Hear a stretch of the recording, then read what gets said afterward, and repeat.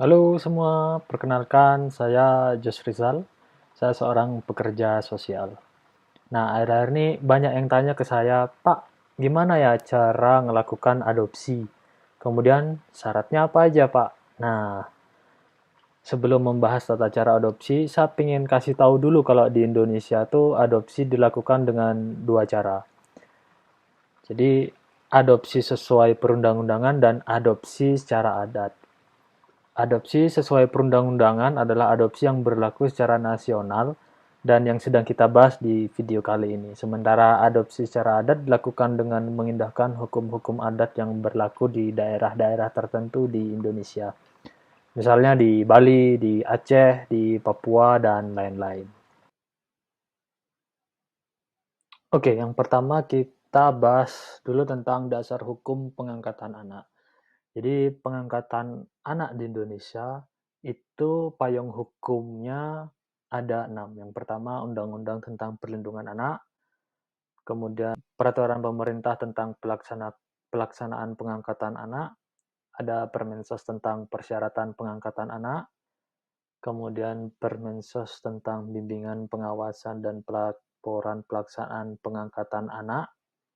Nah, ini kenapa aturan ini penting karena mungkin Bapak Ibu sekalian sudah pernah dengar tentang kasusnya Angel yang pernah diadopsi oleh seseorang, kemudian ditelantarkan, kemudian di berbagai pemberitaan juga ada beberapa anak yang setelah diadopsi malah dieksploitasi. Nah, negara ingin menjamin bahwasanya hal-hal itu tidak akan terulang lagi. Kemudian ada juga peraturan dirjen tentang pedoman dan teknis prosedur pengangkatan anak dan SEMA atau Surat Edaran Mahkamah Agung. Nah, Bapak Ibu bisa lihat di sini dasar hukum pengangkatan anaknya secara keseluruhan. Oke, next kita membahas tentang tujuan pengangkatan anak. Jadi, apa sebenarnya tujuan pengangkatan anak itu? Bisa dilihat di pasal 2 PP nomor 54 tahun 2007 bahwasanya tujuan pengangkatan anak ini untuk kepentingan terbaik bagi anak, bukan yang lain ya. Jadi sekali lagi, tujuan pengangkatan anak adalah untuk kepentingan terbaik bagi anak. Bukan karena Bapak Ibu gak bisa, mohon maaf, punya anak kemudian melakukan adopsi itu enggak. Bukan karena juga Bapak Ibu ingin mendapatkan warisan, itu enggak. Jadi kalau untuk alasan-alasan itu biasanya nanti ketemu oleh tim pertimbangan pengangkatan anak atau tim penilai ketika Bapak Ibu melakukan atau mendaftar sebagai calon orang tua angkat. Nah, hal-hal yang seperti itu bisa dilihat di pasal 2 PP nomor 54 tahun 2007. Nah, hal-hal penting yang perlu diperhatikan dalam pengangkatan anak bisa Bapak Ibu lihat semua di sini ya. Jadi yang pertama, calon orang tua angkat harus seagama dengan yang dianut oleh anak angkat. Jadi misalkan Anda beragama Islam, kemudian ingin mengangkat seorang anak terlantar yang juga beragama Islam itu boleh. Tapi ketika Anda beragama Islam, kemudian ada anak terlantar dan anak itu beragama non-Islam, nah itu nggak boleh. Begitu juga sebaliknya di kepercayaan atau agama-agama lain. Ketika Anda punya agama yang berbeda dengan anak, itu jelas big no, nggak boleh. Kemudian yang kedua, dalam hal asal-usul anak tidak diketahui, maka agama anak disesuaikan dengan agama mayoritas penduduk setempat. Akhir-akhir ini kita kan sudah sering dengar tuh, kalau misalkan ada anak yang dibuang oleh orang tuanya. Nah, maka anak yang demikian agamanya mengikuti mayoritas masyarakat setempat. Nah, kemudian yang poin nomor 3, pengangkatan anak tidak memutuskan hubungan darah antara anak yang diangkat dengan orang tua kandungnya. Jadi perlu diingat bahwa pengangkatan anak tidak boleh memutus garis keturunan, silaturahmi, atau hubungan dengan orang tua kandungnya. Jadi anak wajib tahu siapa orang tua kandungnya. Nah, kemudian yang keempat, pengangkatan anak WNI oleh WNA, warga negara Indonesia oleh warga negara asing, hanya dapat dilakukan sebagai upaya terakhir. Oke, next adalah pengertian. Jadi pengertian pengangkatan anak bisa Bapak, Ibu, atau saudara-saudara sekalian baca di sini. Pengangkatan anak adalah perbuatan hukum yang mengalihkan seseorang anak dari lingkungan kekuasaan orang tua, wali yang sah, atau orang lain yang bertanggung jawab atas perawatan, pendidikan, dan membesarkan anak tersebut ke dalam lingkungan keluarga orang tua angkat. Nah, pengertian itu kalau masih belum paham atau ingin baca lebih jelas lagi, bisa dilihat di pasal 1 PP nomor 54 tahun 2007. Kemudian, siapa yang dimaksud anak angkat? Nah, anak angkat adalah anak yang haknya dialihkan dari lingkungan kekuasaan keluarga atau orang tua atau wali yang sah atau orang lain yang bertanggung jawab atas perawatan anak tersebut, salah satunya tentang pendidikan dan membesarkan anak tersebut, ke dalam lingkungan keluarga atau orang tua angkatnya berdasarkan keputusan atau penetapan yang sah. Nah, ini bisa dilihat di pasal 1 PP nomor 54 tahun 2007. Nah, sementara orang tua angkat adalah orang yang diberi kekuasaan untuk merawat, mendidik, dan membesarkan anak berdasarkan peraturan perundang-undangan yang berlaku atau adat kebiasaan. Nah, tadi kita sudah bahas tentang pengertiannya. Sekarang kita bahas tentang kriteria anak yang boleh diangkat atau diadopsi. Jadi yang pertama, anak belum berusia 18 tahun. Di atas itu, orang ini sudah dewasa dan dianggap mampu melakukan tindakan sesuai dengan kematangan psikologis dan sosial. Jadi jarang sekali ya ada orang melakukan adopsi ketika seorang anak sudah berusia di atas 18 tahun. Nah, biasanya yang melakukan hal-hal itu tuh untuk kepentingan warisan dan lain-lain. Kemudian yang kedua, anak yang boleh diangkat atau diadopsi itu merupakan anak terlantar. Jadi ketika ada anak ditelantarkan oleh kedua orang tuanya, oleh salah satu orang tuanya, nah itu boleh diangkat atau diadopsi. Atau ketika orang tuanya nggak tahu kemana, nah itu boleh diadopsi. Kemudian yang ketiga, anak yang memerlukan perlindungan khusus, misalkan anak yang orang tuanya meninggal karena bencana alam, kecelakaan, atau korban jaringan terorisme, nah itu bisa dilakukan adopsi terhadap anak-anak seperti ini. Tapi yang perlu diingat, kembali lagi ke tujuan awal adopsi adalah adopsi dilakukan demi kepentingan anak, demi kepentingan tumbuh kembang anak karena anak-anak adalah generasi penerus bangsa. Nah, kemudian poin yang selanjutnya, siapa saja yang boleh melakukan adopsi. Nah, bisa dilihat di sini kalau kriteria orang tua angkat atau orang tua yang ingin melakukan adopsi, yang pertama satu, sehat jasmani dan rohani. Nah,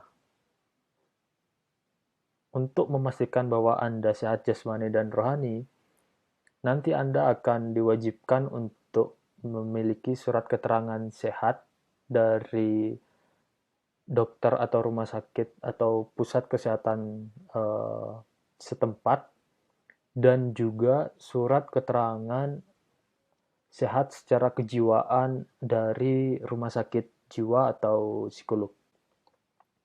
Nah, kemudian yang selanjutnya bisa dilihat di sini bahwa usia paling rendah itu 30 tahun dan paling tinggi 55 tahun. Tentu pemerintah punya pertimbangan serius kenapa hanya usia ini yang diperbolehkan. Sebab kalau di bawah 30 tahun, kebanyakan dari pasangan suami istri ini belum mampu atau belum matang secara ekonomi maupun sosial. Dan kenapa tidak boleh lebih dari 55 tahun?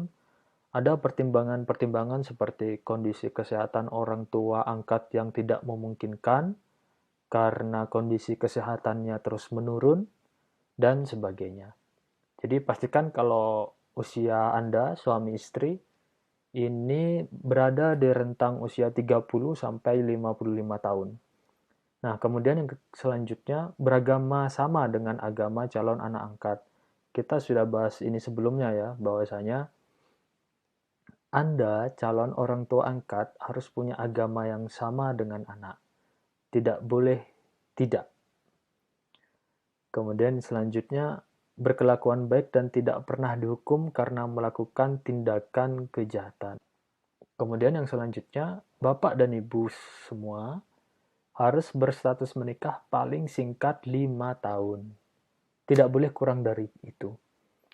Selanjutnya, bukan merupakan pasangan sejenis. Jadi, sorry to say, untuk pasangan yang LGBT itu, hukum kita tidak membenarkan atau tidak memperbolehkan adanya adopsi oleh pasangan sejenis. Selanjutnya, tidak atau belum mempunyai anak atau hanya memiliki satu orang anak. Nah, ini jelas karena negara ingin perawatan yang dilakukan oleh calon orang tua angkat itu maksimal. Jadi, tidak atau belum mempunyai anak atau hanya memiliki satu orang anak merupakan kewajiban yang harus diemban sebelum seseorang atau bapak ibu semua menjadi orang tua angkat. Nah, next, pastikan bahwasanya Anda memiliki kemampuan secara ekonomi dan sosial. Karena ini akan menjadi penilaian khusus bagi tim pertimbangan pengangkatan anak yang akan menilai Anda sebelum Anda sah menjadi calon orang tua angkat bagi anak. Kembali lagi, tujuan pengangkatan anak ini adalah untuk memberikan pertumbuhan dan menyediakan situasi yang menunjang pertumbuhan anak kelak. Kemudian yang terakhir adalah kelengkapan administrasi, surat menyurat dan sebagainya yang bisa Bapak Ibu dapatkan di kantor dinas sosial terdekat. Termasuk salah satunya mendapat laporan sosial dari pekerja sosial setempat. Nah, pekerja sosial ini biasanya ada di kantor dinas sosial setempat atau terdekat di kabupaten atau kota tempat Bapak Ibu tinggal. Nah, untuk di Bali sendiri, kelengkapan administrasinya biasanya dilakukan di website ini. Oke, untuk Bapak Ibu yang mengajukan adopsi di Bali, bisa mengakses halaman web dengan alamat seperti ini ya, bisa terlihat jelas ya. Nah, kemudian ketika Bapak Ibu sudah login, silahkan Bapak Ibu klik ajukan permohonan izin. Nah, di sini sudah kelihatan ada chapter perizinan dan daftar izin. Silakan Bapak Ibu klik di bidang sosial, kemudian klik rekomendasi pengangkatan anak antar warga negara Indonesia secara perundang-undangan. Nah, maka di sini Bapak Ibu akan bisa melihat ada formulir dan syarat-syarat yang harus Bapak Ibu penuhi. Nah, untuk syarat-syarat ini bisa di-download langsung di sini. Nah, kemudian tinggal Bapak Ibu tunggu saja info lebih lanjut di sana. Biasanya mereka akan kabarin lewat email atau telepon Bapak Ibu secara langsung. Nah, semudah itu. Baik, demikian tadi video tentang tata cara melakukan adopsi anak secara perundang-undangan di Indonesia. Nah, sebenarnya pengajuan adopsi itu gak ribet kok. Yang penting, pertama, syaratnya dipenuhi, kemudian yang kedua, punya niatan yang baik, dan perlu diingat sekali lagi bahwasanya adopsi atau pengangkatan anak ini dilakukan demi kepentingan terbaik anak. Jadi bukan karena Bapak Ibu tidak bisa punya anak, mohon maaf.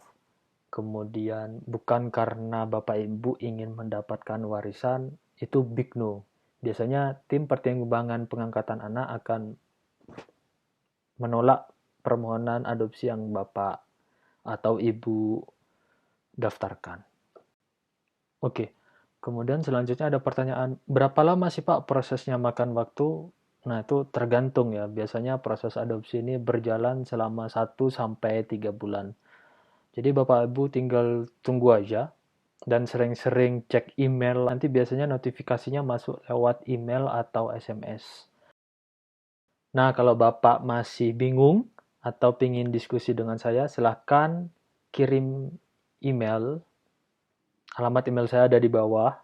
Atau bisa langsung tulis komentar di bawah. Itu, terima kasih.